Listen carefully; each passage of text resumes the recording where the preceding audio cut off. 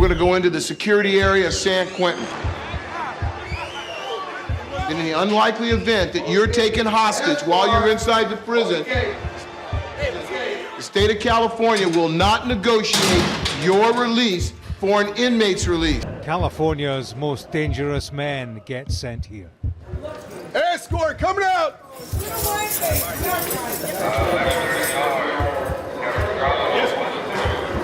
I killed my cellie. That's the only way I was going to be able to get back into court, to do something like that. Yeah. You know, Stop him. yeah. And Now I got a good lawyer. Now I got an appeal. Now I got... San Quentin isn't just a prison. It's a nightmare with a locked door.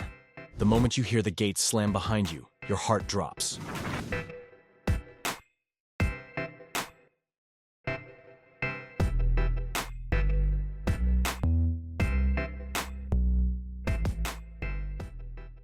Can you trust anyone? Can you even survive the yard without getting stabbed? And why do the walls feel like they're hiding something worse than violence? Every breath inside those cells comes with a warning. Are you strong enough to keep breathing?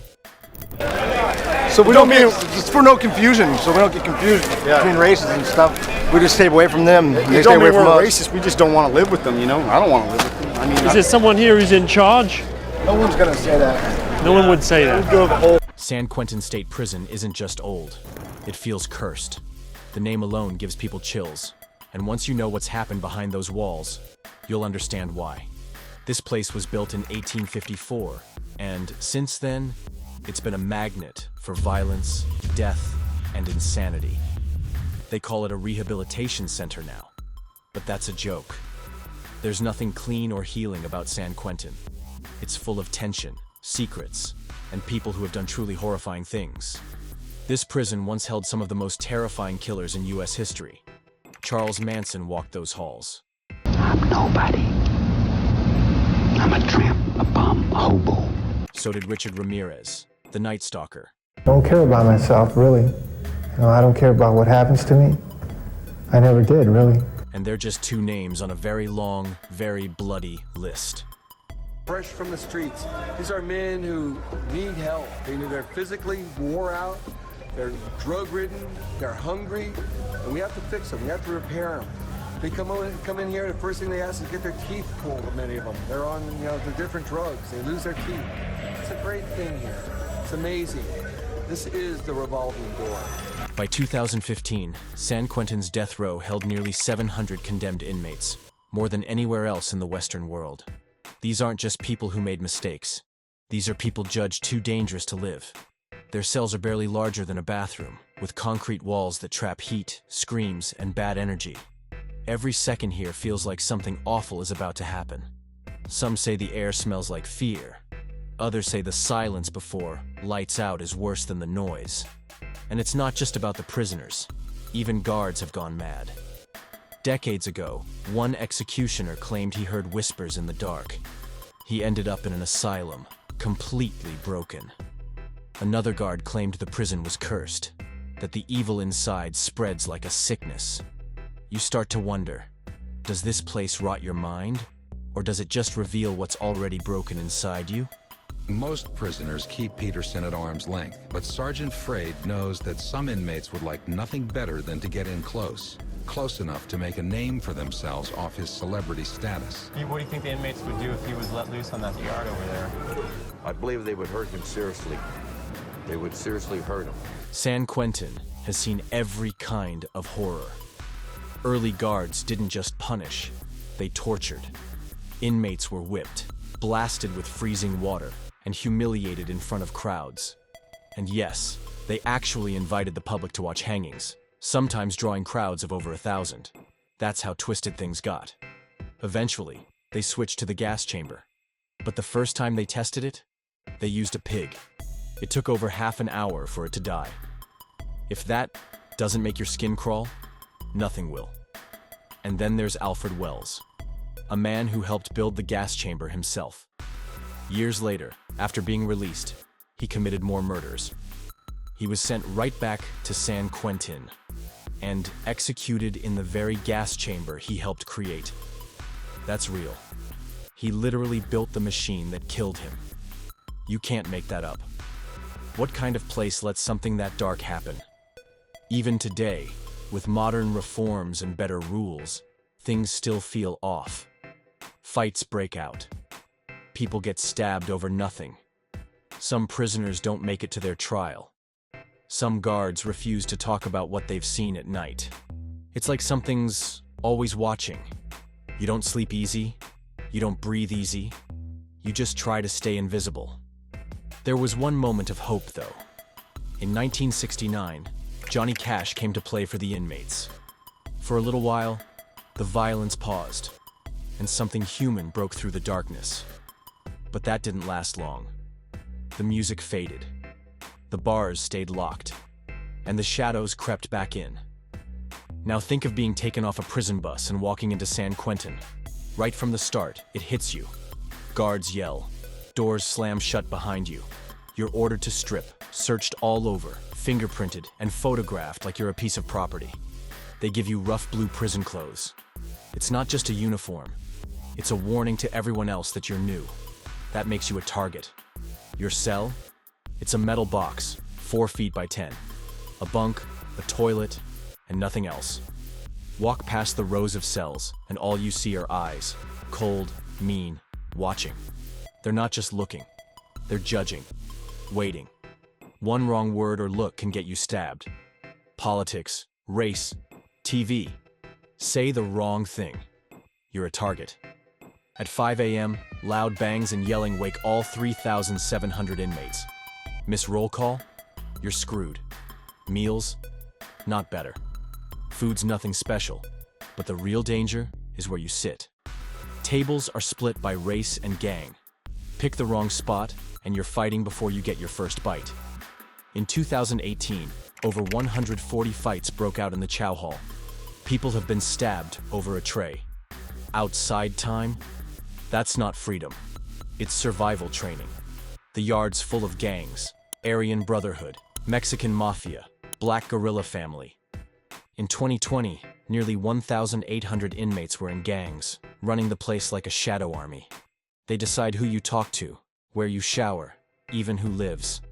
If you don't pick a side, you stand alone. And in 2019, there were 600 stabbings. Alone means dead.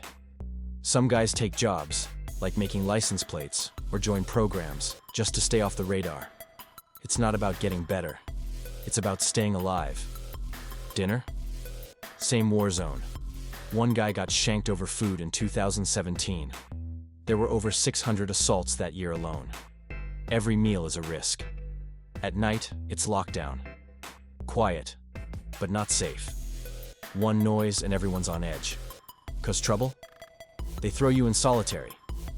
In 2020, 300 inmates sat there, alone, losing their minds in concrete boxes. Then there was death row. Back in 2015, nearly 700 inmates were locked down 23 hours a day. I don't think lions and tigers should be locked up like this. No hope, no peace. Some waited over 20 years to die. Killed my cellie. That's the only way I was going to be able to get back into court, to do something like that. Others gave up. 15 killed themselves. 50 went on hunger strikes in 2013, just to be heard. Some blocks were so violent, they sealed doors with cement. There are nearly 3,700 inmates packed into a space meant for 3,000. That means people are sleeping inches apart, fighting over space, food, and respect. There's no privacy, and barely any peace. You're always being watched, by guards, by cameras, and worst of all, by other inmates. If someone doesn't like the way you look at them, you might not make it through the day. Over 600 stabbings happened in just 1 year. That's almost 2 people stabbed every single day. And those are just the ones we know about. Gangs control everything. They decide who you talk to, where you sit, and even whether you're safe or not. If you don't join a group, you're alone. And being alone in San Quentin is like walking around with a target on your back. You can't trust anyone, and you can't let your guard down, not even for a second. Some inmates keep weapons made from toothbrushes or bits of metal, just in case they have to defend themselves. Even the guards who are supposed to keep order can be part of the problem. Some are fair, but others look the other way when violence breaks out. They do daily checks, over 3,700 every single day. But that doesn't stop the blood from being spilled. And if you step out of line or talk back, you can end up in solitary confinement. That means being locked alone in a tiny cell for 23 hours a day. Inmates in solitary have been known to lose their minds from the silence and isolation. Phones are banned, but that doesn't stop people from smuggling them in. Over 1,200 cell phones were taken from inmates in 1 year alone. Some used them to call family, others to run gang operations from inside. But if you're caught, it's not just more time added to your sentence. You become a threat, and that paints a big red target on your back. Fights happen all the time, in the yard, the shower, even the lunch line. Picking the wrong seat in the dining hall can get you beaten or worse. It's not about hunger, it's about power. There's no safe spot in San Quentin, not even where you sleep. People have been killed right in their bunks, and some never saw it coming. One guy, a child killer, was stabbed to death with a weapon made from a metal bed leg. The other inmates never forgot his crime, and they made sure he didn't live long. COVID-19 hit San Quentin like a bomb. The virus tore through the overcrowded cells in 2020, infecting over 2,100 inmates and killing 28. The air was thick with fear and sickness, and people were dying without any help. Even the staff got sick, 200 of them, and 2 died. Lawsuits followed, accusing the prison of ignoring the warning signs. Inmates described it as a horror movie with no escape. And for some, that's exactly what it was. There's been talk of change. The death penalty was paused in 2019, giving 737 inmates a chance to join the general population. Some even got to take part in programs like anger management and coding classes. Over 1,000 inmates joined a program called GRIP, trying to control their rage. A few, like Kenyatta Leal, got out and found jobs in tech companies. That gives others hope. But make no mistake, hope is rare inside these walls. Most people will never leave. The walls are too thick. The system is too strong. The community college, believed to be the first in the nation with a campus inside a prison, is the latest addition to rehabilitation programs provided to California inmates. Education has helped some people hold on. About 200 inmates earned degrees by 2020 through the Prison University Project. Another 4,500 took college-level classes. These programs don't just teach math or writing, they teach survival. A focused mind is harder to break. And in a place like this, that might be your only shield. Working out is also a big deal. Not to look good, but to survive. Some inmates push themselves through 500 burpees a day. It's a message to others. Don't mess with me. The gym gets packed with 1,500 inmates pumping iron. Even yoga has taken hold, with 400 inmates trying to calm the chaos inside their heads. An idle body is weak, and weakness is dangerous. Only 7 people have ever escaped San Quentin since 1854. That tells you everything. You don't leave, you survive.